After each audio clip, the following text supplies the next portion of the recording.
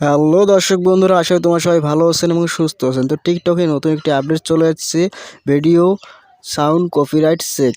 এই অপশনটির কাজ কি, এর বেনিফিটগুলো কি এবং এর অসুবিধাগুলো কি বিস্তারিত আলোচনা এই ভিডিওতে তুলে ধরবো। তো ভিডিওটা সম্পূর্ণ দেখতে থাকুন, তাহলে বুঝতে পারবেন। তো তার আগে আপনাদের কাছে একটি রিকোয়েস্ট করে নেই, আমাদের চ্যানেল নতুন দর্শক হয়ে থাকলে চ্যানেলটি অবশ্যই সাবস্ক্রাইব করে দেবেন এবং ভিডিওটি একটি লাইক দিয়ে আমাদের সঙ্গে থাকবেন।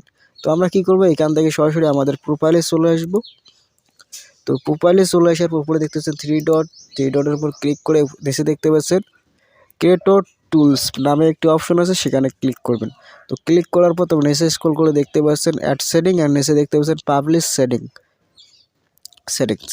তো এখানে হচ্ছে ভিডিও সাউন্ড কপিরাইট চেকস। এই অপশনটার কাজ কি এটা বলবো, এর সুবিধা এবং অসুবিধাগুলোও বলবো।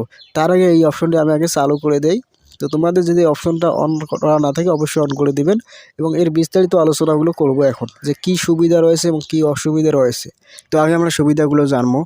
তো আমরা যদি কোনো কপিরাইট সিস্টেম বা কপিরাইট ভিডিও আপলোড করি বা কপিরাইট ধরনের ভিডিও আপলোড করি, আমরা যদি কোনো মিউজিক বা অডিও ভিডিও আমাদের ভিডিওর ব্যাকগ্রাউন্ডে যদি ইউজ করেছি, ওই ভিডিওটা আমরা যদি টিকটকে আপলোড করি, তাহলে আমাদের ওই ভিডিও যদি কপিরাইট সিস্টেম বা কপিরাইট পলিসির লঙ্ঘন করা হয়, তাহলে আমাদের কি করবে, এখানে দেখতে হচ্ছে অটো চেক এভরি টাইম দেয়ার নিউ পোস্ট।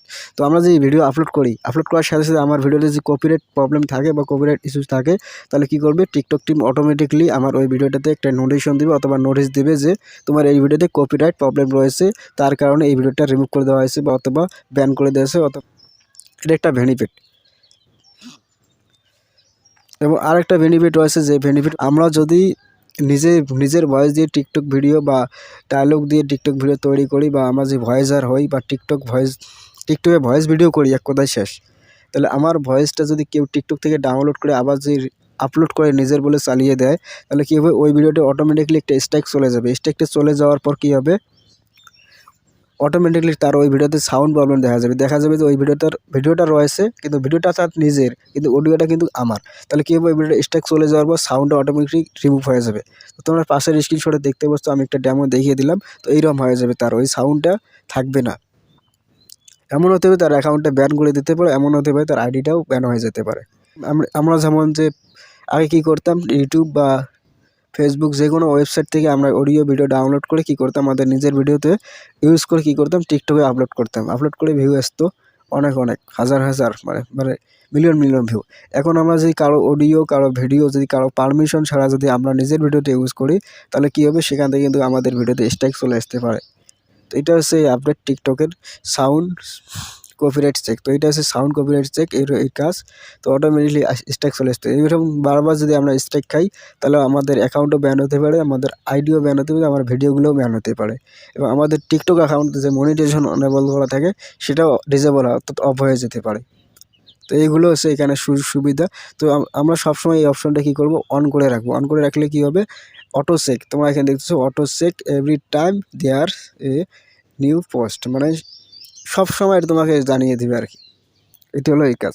এবং এই যে কপিরাইট পলিসি রয়েছে টিকটকের, এই কপিরাইট পলিসি মেনটেন করে আমরা যে ভিডিও আপলোড করি, আমাদের কোনো প্রবলেম হবে না।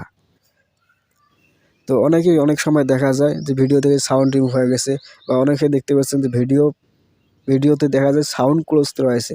তো এই সমস্যাগুলো এর কারণেই হয়। তো এখন কথা বলবো, আমরা যে কপিরাইট প্রবলেমের যে কিছু ক্রাইটেরিয়া বা কিছু টার্মস কন্ডিশন রয়েছে, সেগুলো আমি এখন তোমাদেরকে দেখাবো। তার জন্য তোমরা এখানে ব্যাক করে আবার থ্রি লাইনে চলে আসবো। থ্রি লাইনে চলে আসাবো, সেটিংস অ্যান্ড প্রাইভেসিতে ক্লিক করবে। ক্লিক করার পর দেখতে পাচ্ছ নিচে, একদম নিচে চলে আসুন। তো চলে আসার পর তোমরা এখানে দেখতে পাচ্ছ সাপোর্টের উপর ক্লিক করবো। ক্লিক করার পর হেল্প কেন্ডার। তো হেল্প কেন্ডারের উপর ক্লিক করার পর তোমরা এখানে একটি অপশন চলে আসবে তোমাদের মাঝে, ওয়েট করো। তো এখানে তোমরা সার্চ করবা যে কপিরাইট, RIGHT, রাইট, কপিরাইট। তো কপিরাইট সার্চ করার পর তোমরা দেখতে পাচ্ছ 7 রুলস ফর কপিরাইট, মানে 7টা এখানে রুলস রয়েছে কপিরাইট লঙ্ঘনের। তো তোমরা এই যে কপিরাইটের উপর ক্লিক করবা। ক্লিক করার পর যে রুলসগুলো রয়েছে তোমরা এগুলো সুন্দর করে পড়ে নেবা। এক কথায় এসে তোমরা নিজে পড়ে নেবা, এগুলো তোমাদেরকে দেখিয়ে দিলাম এই টার্মস অ্যান্ড কন্ডিশনগুলো। তো ভিডিওটা ভালো হলে অবশ্যই লাইক করবা এবং চ্যানেলটি সাবস্ক্রাইব করে দিয়ে আমাদের সঙ্গে থাকবে। নিত্য নতুন ভিডিও পাওয়ার জন্য অবশ্যই ভাই চ্যানেলটি সাবস্ক্রাইব করে দিয়ে রাখুন, সামনে আপনার উপকার আসতে পারে। তো আপনাদের কোনো কিছু বুঝতে সমস্যা হলে অবশ্যই কমেন্ট বক্সে কমেন্ট করে জানাবেন।